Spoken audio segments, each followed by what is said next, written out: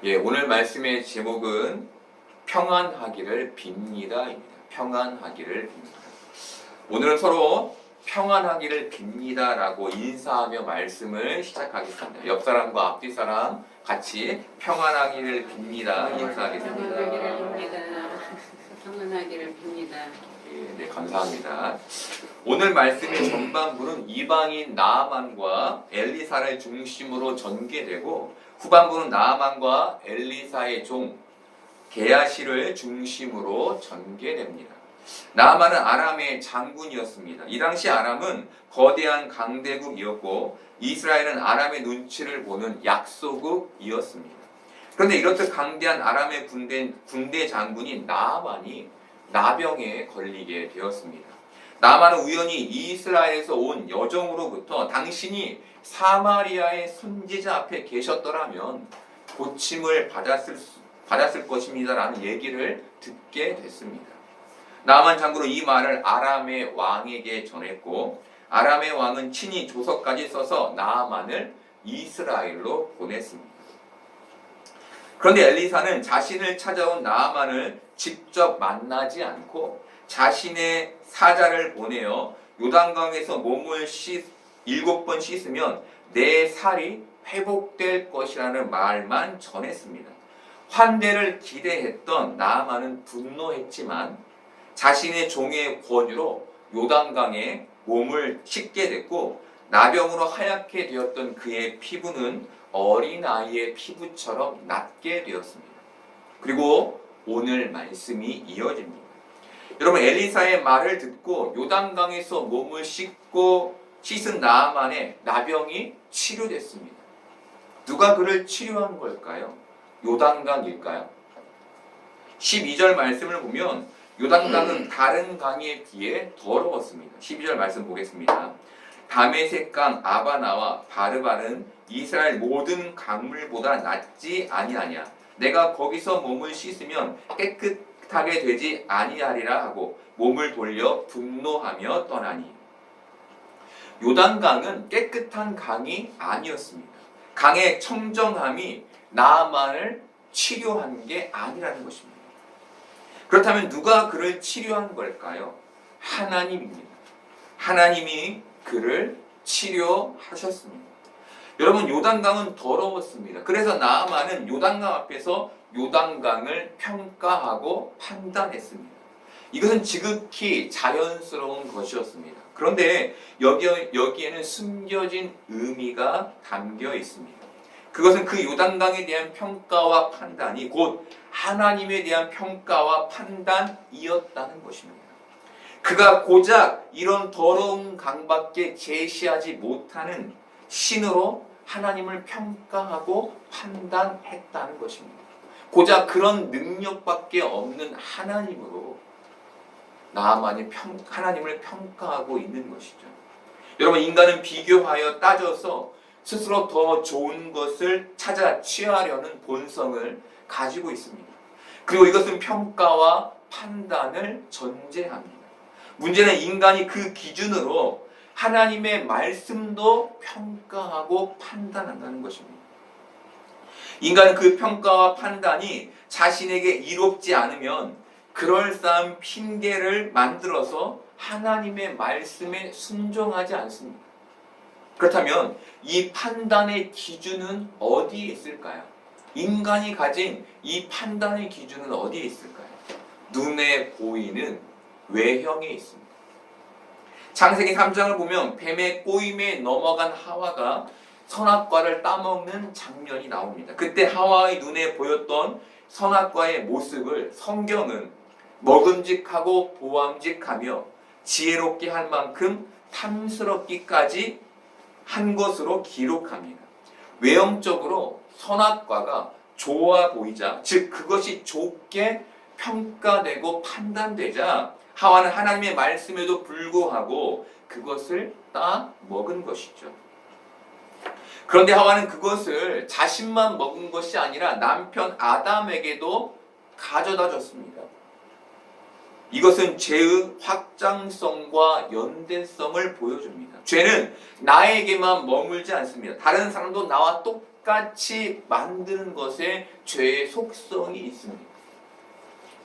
그것으로 연대를 맺고 그것 안에서 안정을 찾으며 그것으로부터 힘을 얻는 것이죠.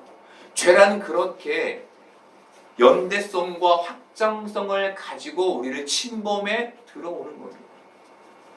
여러분, 바로 이 죄의 중심에 먹음직하고 보암직하며 탐스럽기까지 한 외형적인 평가와 판단이 있는 것입니다. 그런데 여러분, 우리는 어떤 사람들입니까? 믿음을 가진 사람들이죠. 믿음을 가진 사람들은 우리가 보기에 좋은 것을 선택하는 사람들이 아닙니다. 보암직하고 먹음직하고 탐스럽다고 하여 선택하는 사람들이 아니라 우리는 하나님의 말씀에 순종하는 사람들입니다. 주님은 네 십자가를 지고 나를 따르라고 제자들에게 말씀하셨습니다. 제자인 우리는 그 십자가의 짐이 너무 무거우니 이것을 내려놓게 해달라고 하나님께 간청해서는 안 됩니다. 이것은 순종이 아닙니다. 순종은 십자가를 짊어지는 삶이 너무 고되고 힘들지만 이 고된 십자가를 잘 질 수 있도록 제게 힘을 달라고 하나님께 간청하며 그 말씀에 순종하는 길을 걷는 것입니다. 그것이 순종입니다. 여러분, 세상 사람들은 임기응변에 뛰어난 사람, 위기를 잘 넘기고 감당하는 사람을 지혜롭다고 말합니다. 그런데 신앙 안에서 지혜로운 사람은 어떤 상황에서도 하나님의 말씀을 선택하여 순종하는 사람입니다. 요단강이 다른 강보다 더럽다 하더라도 하나님의 말씀이면 그 상황을 판단하지 않고 평가하지 않고 그 말씀에 순종해서 요단강에 들어가는 선택을 하는 것, 그것이 바로 지혜로운 사람인 것입니다. 예수님은 십자가에서 죽으셨습니다. 예수님이 그 상황을 자신의 이익을 따라 평가하고 판단했다면 예수님은 십자가의 죽음을 선택할 이유가 없었을 것입니다. 하지만 예수님은 그것이 자신에게 이롭지 않더라도 그것이 하나님의 뜻이면 말씀이었기 때문에 그 십자가에 순종하셨습니다. 그 예수님의 순종, 다른 말로 그 지혜로 인해 우리가 구원을 받게 된 것입니다. 여러분, 예수님은 하나님의 말씀에 100% 순종하신 이 세상에서 가장 지혜로운 사람이셨습니다. 여러분, 신앙은 예수님의 이 지혜를 배워가는 것입니다. 이 땅을 살아가는 동안에 탐스럽고 먹음직스러우며 보기에 좋은 것을 선택하는 게 우리의 삶이 아니라 하나님의 말씀이면 그 말씀에 순종하는 선택을 하는 그 지혜를 갖는 게 신앙인이 배워가야 할 자세인 것이죠. 우리가 이 세상을 살면서 날이 갈수록 그 지혜를 더욱 잘 배워갈 수 있기를 바랍니다. 나아만은 엘리사의 성의 없는 환대에 분노하며 요단강에서 몸을 돌렸습니다. 이때 나아만의 마음을 돌이킨 사람은 다른 사람들이 아닌 그의 종들이었습니다. 종들은 나아만에게 이보다 더 큰 일이라도 당신 했어야 했는데 고작 몸을 씻으라는 그 일을 못할 일이 뭐가 있습니까? 라고 권면했습니다. 여러분, 종은 주인의 말에 순종하는 위치이지 주인을 권면하는 위치에 있지 않습니다. 그런데 나아만은 그 종들의 말에 귀를 기울였습니다. 여러분, 어떻게 나아만이 종들의 말에 귀를 기울이게 된 걸까요? 인간적으로 생각하면 나아만이 인격적이고 겸손한 사람이었기 때문일 것입니다. 하지만 이것만으로는 부족합니다. 왜냐하면 그곳에 하나님의 말씀이 있었기 때문입니다. 다르게 말하면 나아만에게 하나님이 개입하셨기 때문에 그가 종들의 말을 듣게 됐다는 것입니다. 하나님이 그의 마음에 개입하셔서 그 종들의 말이 들리게 하셨다는 것입니다.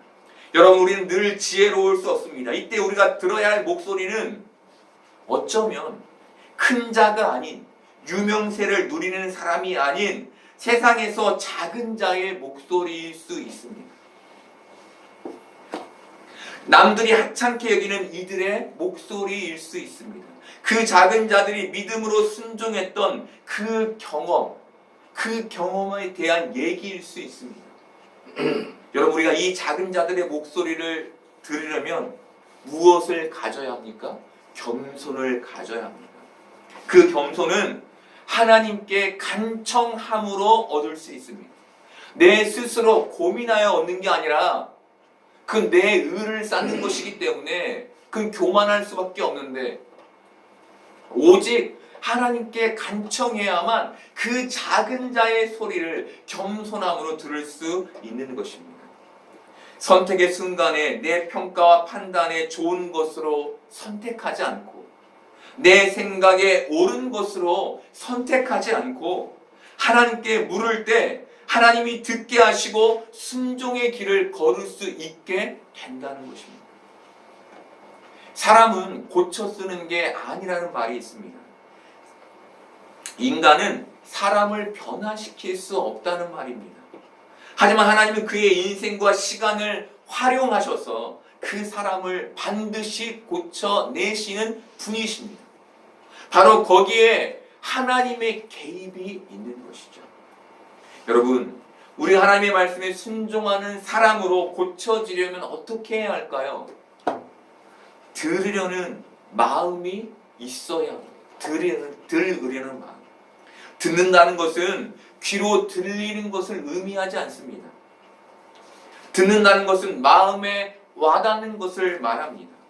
이 자리에 여러분들이 앉아 있는데 들리는 것과 들으려는 것은 다른 것입니다. 성경을 읽어도 들리는 것과 듣는 것은 다릅니다. 들리면 변화되지 않습니다. 하지만 들으면 변화됩니다. 여러분, 성경을 읽기만 해서는 안 됩니다. 그것을 숙제처럼 해치우려고 해서는 안 됩니다. 하나님이 내게 무슨 말씀을 하시는지 들으려 해야 합니다. 그래야 우리의 삶에 변화가 일어나는 겁니다. 여러분이 여기에 수날을 앉아 있어도 들으려 하지 않으면 여러분의 삶에는 변화가 일어나지 않습니다. 들리지 않으면 순종의 길을 걸어갈 수 없습니다. 왜입니까? 내 마음이 겸손해지지 못하기 때문입니다.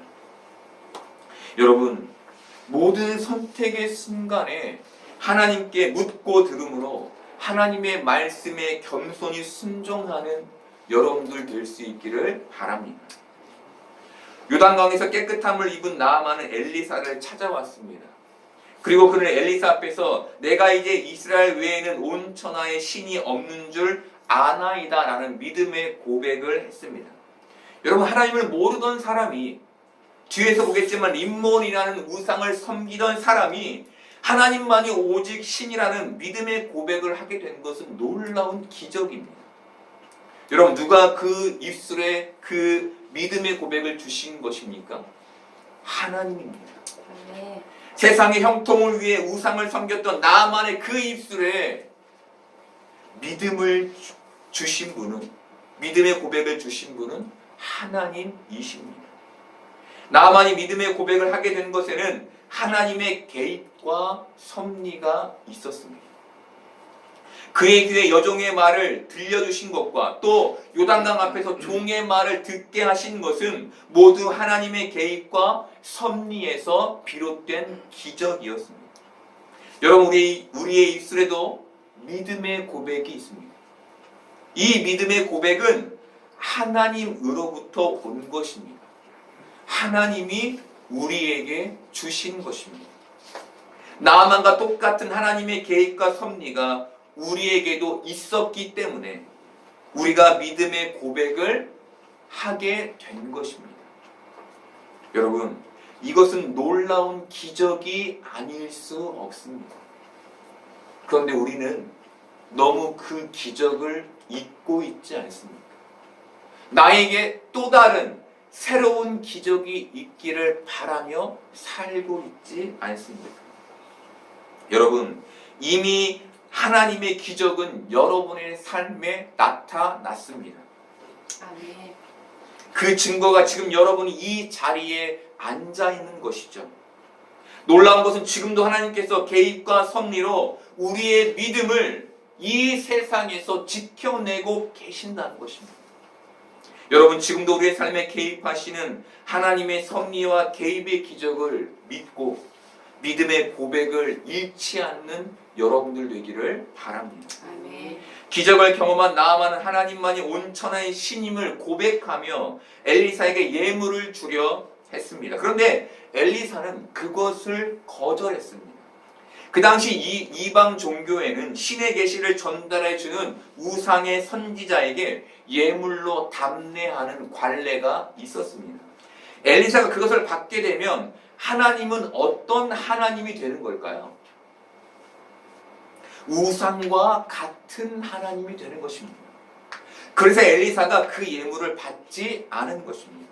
또한 엘리사가 그 예물을 받지 않았던 이유는 그 예물이 하나님이 아닌 자신에게 주는 담례였기 때문이었습니다. 엘리사는 하나님의 이름이 거룩하게 되며 자신이 높임받지 않기 위해 예물을 거절한 것입니다. 여러분, 하나님의 이름을 거룩하게 하는 삶이 뭘까요? 하나님이 하신 일을 우상의 그것과 비교되지 않게 하는 것입니다. 하나님이 우리에게 주신 믿음을 우상의 그것과 비교되지 않게 하는 것입니다. 그 영광을 예물로 내가 가로채지 않는 것입니다. 그 일로 내가 높아지지 않는 것입니다. 오롯이 하나님만 높아지는 것입니다. 그것이 하나님의 이름을 거룩하게 하는 것입니다. 나아만은 예물이 거절당하자 엘리사에게 흙을 달라고 요청했습니다. 이 당시 사람들은 흙을 만물의 근원으로 여겼고 그래서 아주 중요하게 여겼습니다. 나아만 역시 흙을 아주 중요하게 생각했고 그 땅의 흙을 거룩한 흙으로 여긴 나아만은 그것을 가져다가 아람의 땅에 뿌리고 그 흙 위에서 하나님을 위해 제사하고자 한 것입니다. 그래서 엘리사에게 흙을 요청했던 것입니다. 여러분, 흙은 하나님을 향한 나아만의 마음을 담고 있습니다. 그는 림몬이 다스리는 그 나라에 거룩한 흙을 뿌리고 그 위에서 제사함으로 하나님을 잊지 않으려 한 것입니다. 여러분, 우리는 어떻습니까? 우리는 이 세상에서 하나님을 기억하며 살고 있습니까?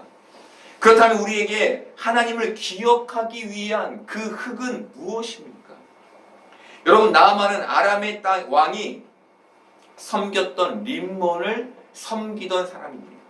그런 그가 하나님을 잊지 않으려고 흙을 퍼담고 있는데 우리는 이 땅에서 하나님을 기억하기 위해 어떤 노력을 기울이고 있습니까? 여러분, 우리는 이 세상 속에서 하나님을 기억하기 위해 하나님을 잊지 않기 위해 말씀을 읽고 기도의 시간을 가져야 합니다. 그렇게 교회뿐만 아니라 세상에서 하나님을 잊지 않기 위해 발버둥 쳐야 합니다. 그 말씀과 그 기도가 우리 신앙의 흙이 될 수 있도록 해야 한다는 것이죠. 여러분, 얼마나 기도하고 계십니까? 얼마나 말씀을 읽고 계십니까? 여러분, 하나님의 말씀과 기도의 삶이 여러분의 흙이 될 수 있도록 하십시오. 이 세상에서 하나님을 잃지 않기 위해 그것 붙잡고 발버둥 치십시오. 흘러가는 대로 살지 마시고 내 생각대로 살지 마시고 하나님께 순종하기 위해 하나님의 말씀을 붙잡고 기도하며 주님께 나아가십시오. 말씀을 보면 나아만은 엘리사를 떠나며 오직 하나님만 섬기겠다고 장담하지 못합니다. 그는 엘리사에게 내가 아람으로 돌아가서 림몬을 섬기더라도 용서받기를 바란다고 말합니다. 여러분, 왜 이런 말을 한 걸까요? 그의 왕이 림몬을 섬겼기 때문입니다. 그가 그곳에서 왕을 거역하며 하나님만을 섬길 수 없을 것이기 때문이었습니다.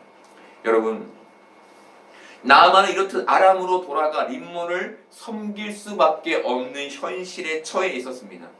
그런 현실에 처해 있는 나아만에게 엘리사가 해줄 수 있는 말은 평안을 빌어주는 것밖에 없었습니다.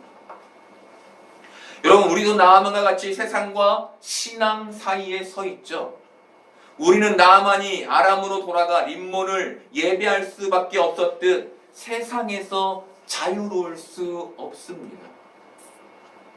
그렇다면 이런 상황에서 우리는 서로에게 어떤 말을 해줄 수 있을까요? 하나님의 평안이 당신의 삶에 있기를 원합니다. 당신 이 세상에서 하나님을 섬기더라도 당신이 고통당하지 않고 하나님의 평강이 당신의 마음에 가득하기를 원합니다. 라고 축복을 빌어줄 수밖에 없는 것이죠. 여러분, 이 세상에서 믿음을 지켜가는 것은 쉬운 일이 아닐 것입니다. 이 세상에 붙잡혀 있는 우리가 평강하기는 쉬운 일이 아닐 것입니다. 하지만 여러분, 여러분의 삶에 하나님의 평강이 있기를 바랍니다. 흙을 담아 아람으로 가는 나아만을 엘리사의 사환 게하시가 쫓아갔습니다. 이유는 예물을 받기 위해서였습니다. 게하시는 그 예물을 받기 위해 엘리사가 보내서 왔다는 거짓말까지 서슴지 않습니다. 게하시가 나아만에게 한 행동은 하나님의 이름을 망령되게 하는 것이었습니다. 하나님의 이름을 우상의 그것으로 낮춘 행동이었습니다. 예전에는 목회자들이 기도해주고 돈 받는 일들이 많았다고 합니다. 왜 이런 일들이 있었을까요? 왜 기도해주러 초청해서 온 후에 성도들이 목사들에게 돈을 쥐어줬을까요? 교인들이 목회자를 하나님과 자신을 연결해줄 무당처럼 생각했기 때문입니다. 지금은 그렇게 생각하지 않죠. 여러분, 목회자는 땅의 복을 끌어다주는 무당이 아닙니다. 목회자는 여러분의 축복을 빌어주지만 여러분의 축복을 점쳐주는 사람들이 아닙니다. 또한 모든 목회자들에게서 나온 말씀은 오직 하나님께서 주신 말씀입니다. 여러분, 여러분에게 믿음을 주신 분은 누구십니까? 하나님이십니다. 그러니 높임을 받아야 할 분은 누구십니까? 하나님이신 것이죠. 그러니 사람을 높이지 마십시오. 하나님만 높이십시오. 그리고 나만처럼 이 세상에서 하나님을 기억하기 위해 애쓰십시오. 여러분의 흙을 가지십시오. 이게 믿음의 기적을 경험한 우리가 가져야 할 신앙의 자세인 것입니다. 엘리사는 하나님의 은혜를 예물로 받으며 하나님의 이름을 땅에 떨어뜨린 사환 게하시에게, 하나님의 이름을 망령되게 한 사환 게하시에게, 하나님의 이름을 거룩하게 하지 못한 사환 게하시에게 나만의 나병이 내게 들어가 내 자신에게 영원토록 이르리라 라고 말했습니다. 그리고 성경은 게하시가 나병에 걸려 눈같이 되었다고 기록합니다. 여러분, 이것이 하나님의 이름을 거룩히 여기지 않은 사람의 결말입니다. 하나님의 영광을 가로챈 이의 결말입니다. 하나님의 이름을 망령되이 일컬은 자, 하나님의 이름을 우상에게 팔아먹은 자의 결말입니다. 여러분, 우리는 나아만과 같이 세상과 신앙의 중간쯤 서 있습니다. 세상을 사는 우리는 세상의 문화와 풍조를 거부하기 힘듭니다. 여러분, 그 상황에서 우리는 하나님만 기억하면 됩니다. 하나님만 잊지 않으면 됩니다. 우리만의 흙을 가지면 됩니다. 그리고 하나님의 이름이 거룩하게 되는 삶을 지향하면 됩니다. 내가 하나님의 영광을 가로채지 않으면 됩니다. 이것이 이 세상을 사는 우리에게 하나님이 말씀해 주시는 신앙의 자세입니다. 여러분이 이 세상에서 평안하기를 빕니다. 여러분의 삶에 하나님의 은혜가 가득하기를 축복합니다.